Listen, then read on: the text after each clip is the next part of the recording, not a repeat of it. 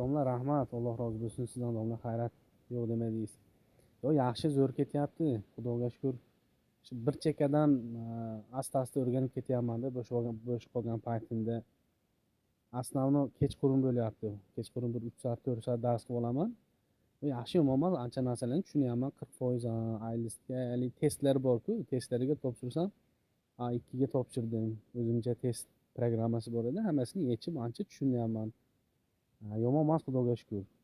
Endi Xudo xolasa shu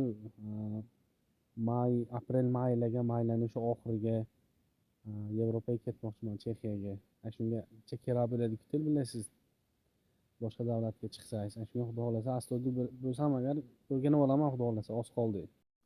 Domla darslaringiz zo'r, Xudo xolasa. Shu sizni ko'rib turganda dars qilaman deb tursam, ko'rsam agar bironta ligida muammo bo'lmayapti. Xudoga shukr zo'r o'tgansiz. Qattiq zo'r tushuntirib qo'ygansiz.